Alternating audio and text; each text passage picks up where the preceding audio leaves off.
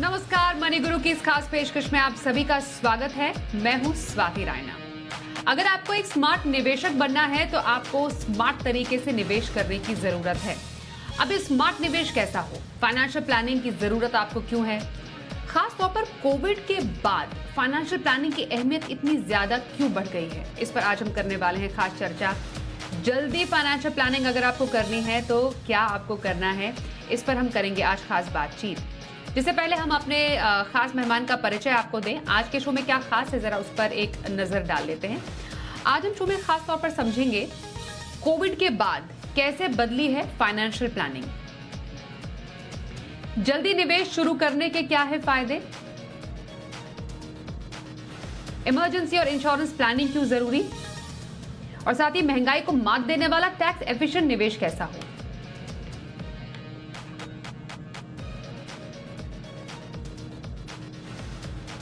और हमारे साथ फिलहाल अभी जो खास मेहमान जुड़े हैं उनका परिचय सबसे पहले करा देते हैं। Anil Chopra, group director financial wellbeing, Bajaj capital हमारे साथ है। अनिल जी, बहुत स्वागत है आपका शो में। फाइनेंशियल प्लानिंग की बात होती है और फाइनेंशियल प्लानिंग में जो अभी हमने एक ट्रेंड देखा है वो ये देखा है कि किस तरीके से कोविड के बाद खास तौर पर लोगों का नजरिया बदला है, नजर बदली है और नजरिया बदला है। तो इस बदले नजरिए के तौर पर आपको क्या लगता है कि खास तौर पर क्योंकि हमने इतनी ज्यादा इमरजेंसी सिचुएशंस कोविड में देखी, लोगों में इमरजेंसी प्लानिंग के प्रति जो फाइनेंशियल प्लानिंग का एक बहुत ही महत्वपूर्ण हिस्सा होता है उसको लेकर जो इम्पोर्टेंस है या जरूरत है वो उसमें कैसे बदलाव आया है? देखिए, बिल्कुल सही बताया आपने कि कोविड की वजह से बहुत सारे हमारे समाज में बदलाव आए हैं, हमारे सोच में बदलाव आए हैं, और सबसे बड़ा एक जो बदलाव आया है वो हमारे अपने फाइनेंसेस को लेकर आया है। हम सब ने ये पाया कि दो तरीके से हमारे फाइनेंशियल इंपैक्ट हुए। कुछ लोगों की तो इनकम फ्लक्चुएट हो गई, कुछ लोगों की नौकरियां चली गई, कुछ लोगों की इनकम आमदनी कम हो गई। साथ ही साथ कुछ लोगों पे जहां पे कोविड का आक्रोश बढ़ा वहां पे उनके मेडिकल एक्सपेंसेस भी काफी बढ़ गए, उनका खर्चा काफी बढ़ गया। जहां इंश्योरेंस नहीं थी वहां उनके काफी सालों की उनकी जो बचत थी उसका सफाया हो गया। इसके चलते बहुत ज्यादा जागरूकता बढ़ी है। स्वाति, आपने बिल्कुल ठीक बोला। फाइनेंशियल प्लानिंग की जहां तक बात करें तो उसका जो पहला स्टेप होता है वो होता है इमरजेंसी कैश फ्लो प्लानिंग। उसके बाद फिर आते हैं children education planning, children marriage planning, retirement planning वगैरह। लेकिन कोविड में जो सबसे ज्यादा फर्क पड़ा वो पड़ा इमरजेंसी कैश फ्लो प्लानिंग का। इसके कुछ रूल्स भी बदल गए। पहले ये माना जाता था कि अगर आपके पास अपनी महीने के खर्चे के 2 गुना के बराबर भी अगर आपके बैंक में पैसा पड़ा है तो वो काफी होगा। लेकिन अब लोगों को लगा कि शायद वो काफी नहीं होगा। अगर दोबारा कोविड जैसा कुछ नया वेरिएंट इसका आ जाता है और दोबारा से हमको कुछ अपनी आमदनी को लेकर परेशानी होती है तो ये कम से कम 4 से 6 गुना होना चाहिए। एक तो ये बड़ा बदलाव आया कि लिक्विड फंड्स में या बैंक एफडी में थोड़ा बढ़ा के रखना चाहिए। दूसरा जो बड़ा बदलाव आया वो आया हेल्थ इंश्योरेंस को लेके, कि जैसे सभी परिवारों में किसी ना किसी को जब कोविड का प्रकोप हुआ और उसको हॉस्पिटल जाना पड़ा तो काफी बड़े बड़े हॉस्पिटल्स के बिल आए, 50,000 रुपए से लेकर 5 लाख तक, कई जगह तो 8-9 लाख तक। और लोगों की कई सालों की जो सेविंग्स थी वो वहां पे खर्च हो गई।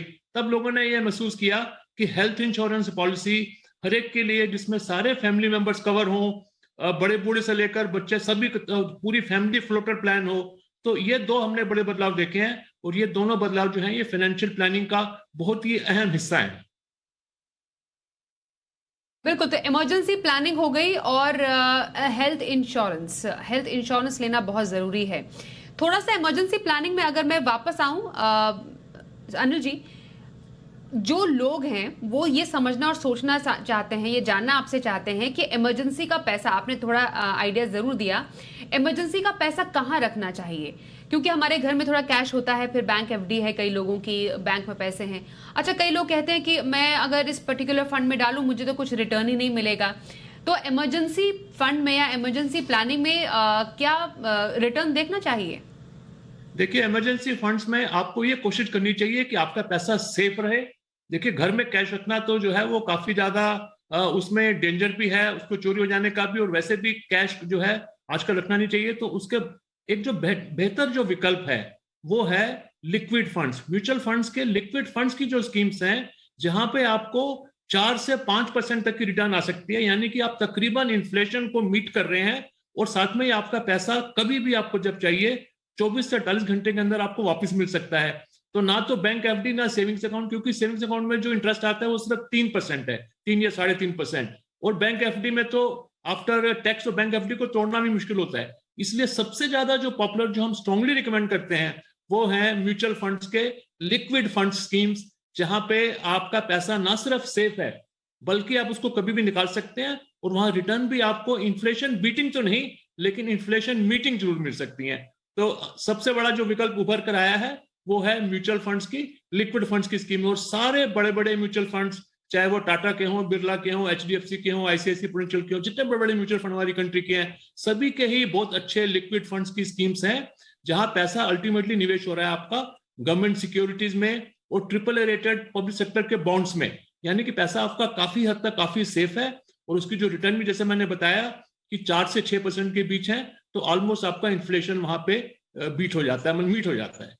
तो लिक्विड फंड जो है वो बेस्ट ऑप्शन है अपने इमरजेंसी फंड्स को रखने के लिए। ओके, तो आप कह रहे हैं कि liquid fund, emergency fund, emergency निवेश के लिए एक अच्छा ऑप्शन है। हेल्थ इंश्योरेंस में मैं आती हूँ। आपने जैसे बताया कि हेल्थ इंश्योरेंस के प्रति लोगों की जागरूकता बढ़ी है अब, क्योंकि मेडिकल इमरजेंसी का हमें मालूम है जेब पर काफी ज्यादा असर पड़ा कोविड के टाइम पर। तो फाइनेंशियल प्लानिंग में इमरजेंसी फंड, उसके बाद जो दूसरा ई है और फाइनेंशियल प्लानिंग, वो माफ कीजिए आय, वो है इंश्योरेंस का। ये काफी ज्यादा इंपॉर्टेंट माना जाता है। अब हेल्थ इंश्योरेंस लोग ले तो लेते हैं और सोचते हैं कि हमने एक बहुत बड़ा काम कर लिया, लेकिन ये नहीं समझते हैं कि कितना हेल्थ इंश्योरेंस उन्हें लेना जरूरी है। तो आजकल की जरूरत के हिसाब से, हम अभी साल 2022 में है, मेडिकल खर्चे, मेडिकल इन्फ्लेशन आसमान छू रहा है, कितना हेल्थ इंश्योरेंस किसी को लेना चाहिए अनिल जी? हाँ देखिए, बहुत ही अच्छा प्रश्न है आपका। यहाँ पे अगर आप मुझे 2 मिनट दें तो मैं एक फाइनेंशियल प्लानिंग की पूरी प्रोसेस थोड़ा बता दूं जल्दी से, और फिर हेल्थ इंश्योरेंस को पूरा कवर कर लेंगे। देखिए, जो फाइनेंशियल प्लानिंग का प्रोसेस है वो ऐसे ही है जैसे कि हम एक अपना घर बनाते हैं। तो हम सब लोग जानते हैं कि घर बनाने का प्रोसेस क्या है। सबसे पहले हम फाउंडेशन ले करते हैं, उसके बाद फिर 4 दीवारें खड़ी करते हैं उसके ऊपर, फिर एक छत डालते हैं, और फिर आगे दरवाजा लगा के उसको ताला लगा देते हैं। तो ये जो सिंपल सा प्रोसेस है घर बनाने का, इसको अगर हम फाइनेंशियल प्लानिंग की लैंग्वेज में समझें तो जो फाउंडेशन है जिसके बिना घर बन ही नहीं सकता, वो है हेल्थ इंश्योरेंस और लाइफ इंश्योरेंस। सबसे पहले शुरुआत वहां से होनी चाहिए। उसके बाद जो 4 दीवारें खड़ी करते हैं वो है इन्वेस्टमेंट्स, यानी कि उसमें आ जाते हैं डेट, इक्विटी, गोल्ड, प्रॉपर्टी वगैरह। फिर जो ऊपर हम छत डालते हैं वो होती है रिटायरमेंट प्लानिंग, और जो आगे ताला लगाते हैं वो होती है टैक्स प्लानिंग। अब वापस आ जाते हैं कि सबसे पहला स्टेप क्या है जिसके बिना फाइनेंशियल प्लानिंग स्टार्ट ही नहीं हो सकती, वो है हेल्थ इंश्योरेंस। अब मेन प्रश्न ये आ जाता है कि हेल्थ इंश्योरेंस कितना काफी है। देखिए, इसके कुछ थंब रूल्स हम आपको बता देते हैं। एक थंब रूल तो ये है कि जितनी आपकी सालाना आमदनी है उसका एक टाइम यानी 1 गुना आपके पास कम से कम हेल्थ इंश्योरेंस पॉलिसी होनी चाहिए। एग्जाम्पल के लिए, अगर आपकी 10 लाख रुपए का सालाना पैकेज है तो आपकी जो हेल्थ इंश्योरेंस पैकेज है, जो पॉलिसी का अमाउंट है, वो कम से कम 10 लाख रुपए का होना चाहिए। अगर आपकी सालाना आमदनी 20 लाख है तो 20 लाख का होना चाहिए। और अगर आप साधारण शब्दों में बताएं, उनके लिए जो बिजनेसमैन हैं या जो सेल्फ एम्प्लॉयड हैं, शॉपकीपर हैं, छोटे दुकानदार हैं, 10 लाख रुपए। स्वाति, हमने ये बहुत रिसर्च करी, इसको बाद हमने ये पाया कि 10 लाख रुपए एक ऐसी रकम है कि जो कम से कम उतने की हेल्थ इंश्योरेंस पॉलिसी आपके पास जरूर होनी चाहिए, क्योंकि आप सिर्फ अपने आप को कवर नहीं कर रहे हैं, आप अपने सारे फैमिली मेंबर्स को भी कवर कर रहे हैं जो आपके ऊपर डिपेंडेंट हैं, जिसमें आपके पेरेंट्स भी हो सकते हैं, आपके पति या पत्नी भी होंगे, स्पाउस भी होंगे, साथ में आपके बच्चे भी होंगे, और छोटे भाई बहन भी अगर आपके साथ रहते हैं जो आपके ऊपर डिपेंडेंट हैं। तो हमेशा जो हेल्थ इंश्योरेंस है वो फैमिली फ्लोटर प्लान लेना चाहिए, यानी कि ऐसा प्लान कि जिसमें सारे फैमिली के जो इंपॉर्टेंट मेंबर्स हैं वो सारे कवर हों, क्योंकि कोरोना किसी को भी हो सकता है। और जब कोरोना घर में आता है तो हमने ये पाया कि सारे फैमिली मेंबर्स को वो अपने उसमें गिरफ्त में ले लेता है। तो इसलिए फैमिली फ्लोटर प्लान कम से कम 10 लाख रुपए का, अदरवाइज जो आपकी सालाना आमदनी है उसका कम से कम 1 गुना। अगर आपकी सालाना आमदनी 50 लाख रुपए की है तो आपके पास 50 लाख रुपए की हेल्थ इंश्योरेंस पॉलिसी होनी चाहिए। और अभी तो ऐसे प्लान भी आ गए हैं जिसमें इंटरनेशनल ट्रीटमेंट्स भी इंक्लूडेड है। नेचुरली वो उन लोगों के लिए है जो इसको अफोर्ड कर सकते हैं, 1-1 करोड़ रुपए के हेल्थ इंश्योरेंस प्लान ले सकते हैं। लेकिन अगर हम साधारण नागरिक की बात करें तो प्रश्न का उत्तर यह है कि कम से कम आपके पास 10 लाख रुपए की हेल्थ इंश्योरेंस पॉलिसी होनी चाहिए। अब लोग कहेंगे कि भैया प्रीमियम बहुत ज्यादा हो जाएगा, तो यहाँ पे हम उदाहरण दे देते हैं कि अगर आपकी उम्र 30 साल की है और आप हेल्दी हैं, आप स्मोक नहीं करते और आप ओवरवेट नहीं है, तो आपको 10 लाख की जो पॉलिसी है वो आपको आराम से 12-15 हजार रुपए साल की प्रीमियम भी मिल जाएगी, यानी कि सिर्फ 1,000 रुपए महीने का, यानी कि सिर्फ 30 रुपए रोज के। अब बताइए 30 रुपए रोज देके आप अपनी इतनी बड़ी प्रॉब्लम से निजात पा सकते हैं। एक मेंटल कॉन्फिडेंस आ जाता है, जीने का मजा बढ़ जाता है। आपको पता होता है कि हमारी हेल्थ इंश्योरेंस की कवरेज है, भगवान न करे अगर कभी हॉस्पिटल जाना पड़ गया मेरे को या मेरे मम्मी डैडी को, तो उसका जो बिल है वो इंश्योरेंस कंपनी पे करेगी। सो हेल्थ इंश्योरेंस पर आपने बहुत अच्छे से लोगों को बताया कि हाँ, हेल्थ इंश्योरेंस क्यों जरूरी है और कितना हेल्थ इंश्योरेंस जरूरी है। अब सबसे बड़ा सवाल, शुरुआत कब करनी है? कई लोग हमसे सवाल पूछते हैं कि फाइनेंशियल प्लानिंग शुरू करने का सही समय क्या होता है।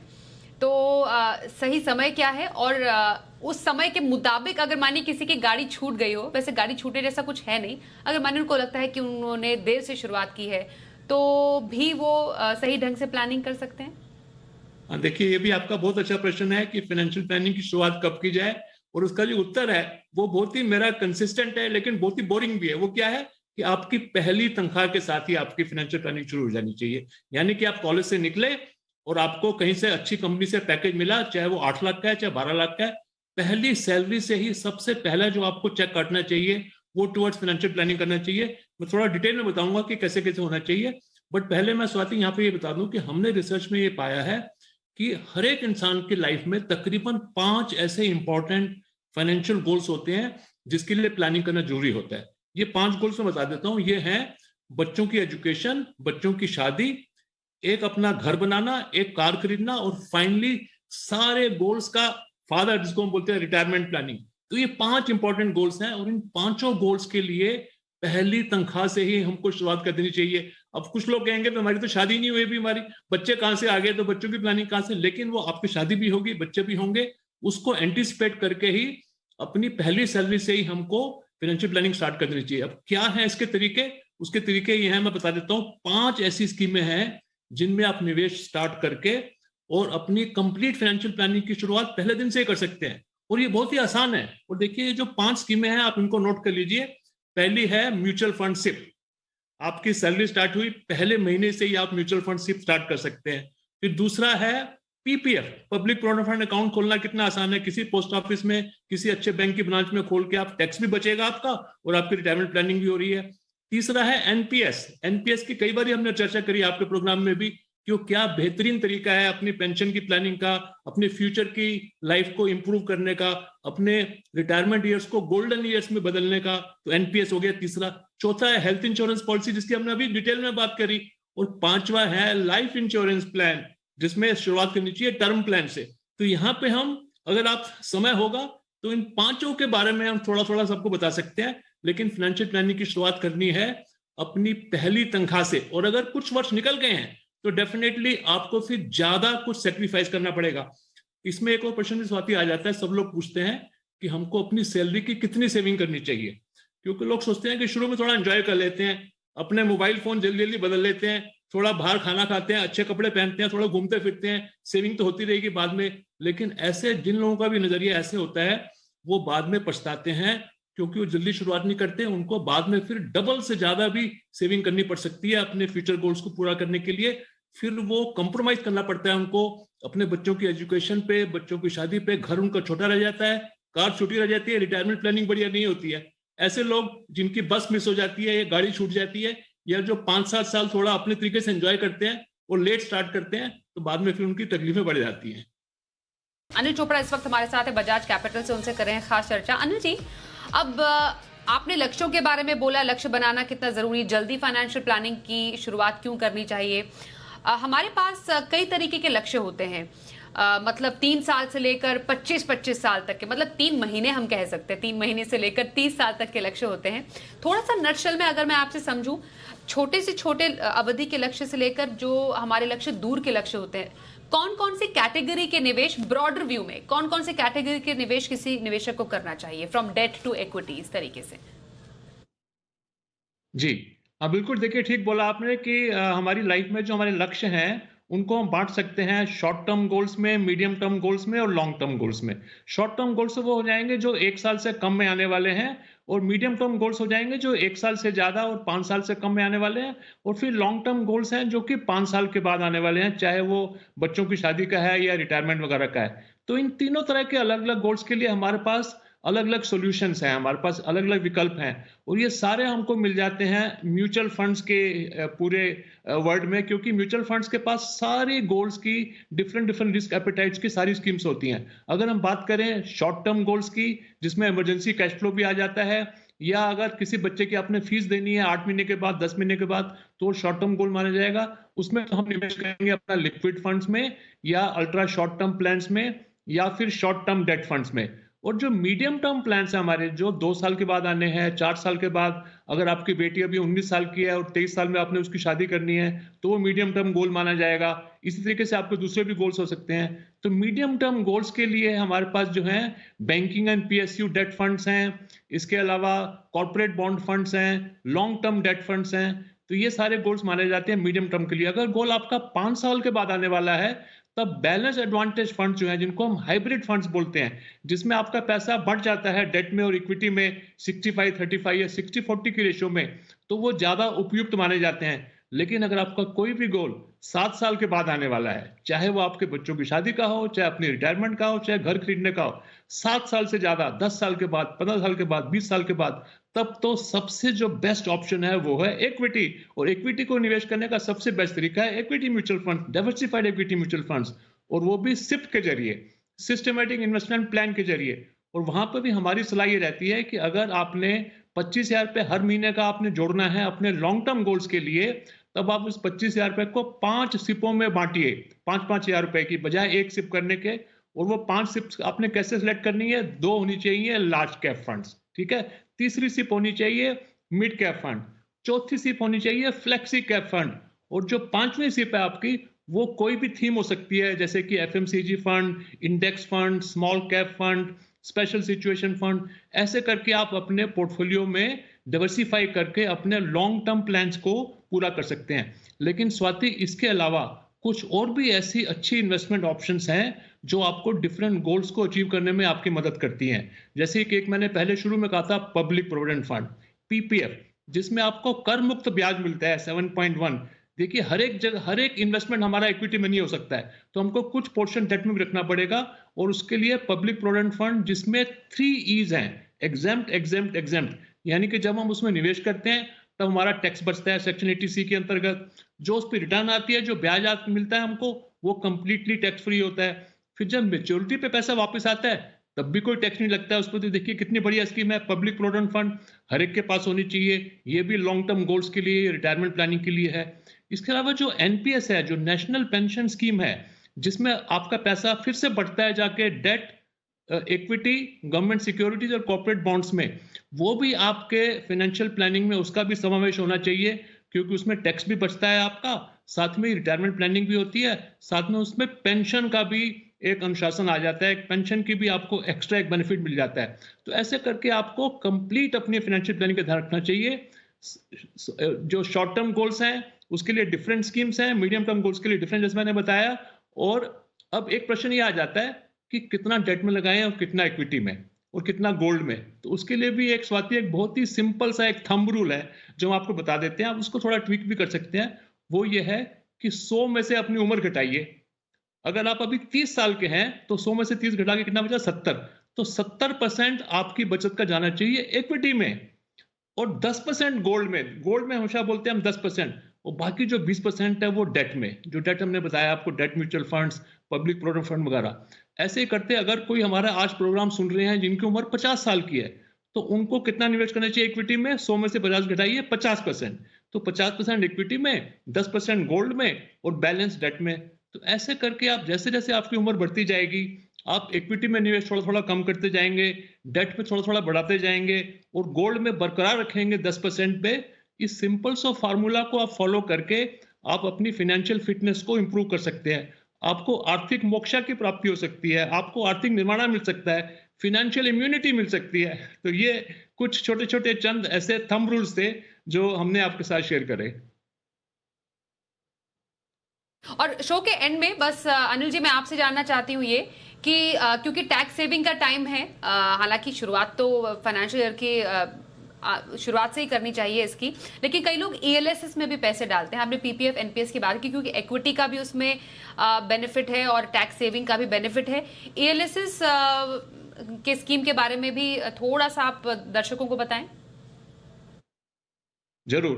देखिए, जो तो नौकरी पेशा लोग हैं वो तो साल के शुरू से ही शुरुआत कर देते हैं अपनी टैक्स बचाना। लेकिन जो सेल्फ एम्प्लॉयड हैं, जैसे कि डॉक्टर्स हो गए, दुकानदार हो गए, बिजनेसमैन हो गए, वो हमने पाया अपने एक्सपीरियंस में कि वो जनवरी फरवरी में जागते हैं, देर आए दुरुस्त आए। तो इस टाइम पे आके तो उनको फिर ईएलएसएस ही एक बेस्ट ऑप्शन बच जाता है। इक्विटी लिंक्ड सेविंग स्कीम, जो कि डाइवर्सिफाइड इक्विटी म्यूचुअल फंड्स की स्कीम्स हैं। इसमें कम से कम आपको 3 साल तक इंतजार करना पड़ता है। इसमें 3 साल का लॉक इन रहता है। लेकिन ये बेहतर ही है कि 3 साल से पहले आप पैसा नहीं निकाल सकते, क्योंकि इक्विटी में जब भी हम निवेश की सलाह देते हैं तो कम से कम हम बोलते हैं कि 7 साल आपको इंतजार करना चाहिए। तो ईएलएसएस स्कीम्स जो हैं वो एक लॉन्ग टर्म वेल्थ क्रिएशन का बहुत ही अच्छा जरिया है। इसमें टैक्स भी बचता है जब आप निवेश करते हैं, साथ ही जब लंबे समय के लिए निवेश करते हैं तो आपकी वेल्थ क्रिएशन भी हो जाती है। और अभी तक हमने पाया कि जो ईएलएसएस स्कीम्स की जो रिटर्न्स हैं वो नॉर्मल स्कीम्स के मुकाबले में 1-8% ज्यादा ही रहती है। क्यों? क्योंकि इसमें लोग जल्दी इससे विड्रॉ नहीं कर सकते या इसमें इन्वेस्ट नहीं कर सकते, तो इसलिए इसकी रिटर्न जो है वो थोड़ी ज्यादा बेहतर हो जाती है। तो ईएलएसएस प्लान, स्वाति आपने बहुत अच्छा सुझाया कि अभी फरवरी का महीना चल रहा है, 31 मार्च से पहले अगर आपने सेक्शन 80C का बेनिफिट उठाना है तो आप ईएलएसएस में डिवाइड करके, अगर आपने 1.5 लाख रुपए करना है तो 50-50 हजार रुपए 3 जगह कर लें, तो आपको फर्दर डिवर्सिफिकेशन मिल जाए। तो ये एक बहुत ही अच्छा विकल्प है लॉन्ग टर्म वेल्थ क्रिएशन के लिए भी, साथ ही इस साल आपका टैक्स भी बच जाएगा। निवेश के स्मार्ट तरीके आपने बताए अनिल जी, हमारे साथ शो में शामिल हुए आप, बहुत धन्यवाद करते हैं आपका। मनी गुरु के आज के इस शो में बस इतना ही। रुकेंगे एक ब्रेक के लिए, पर खबरों का सिलसिला जारी रहेगा। देखते रहिए जी बिजनेस।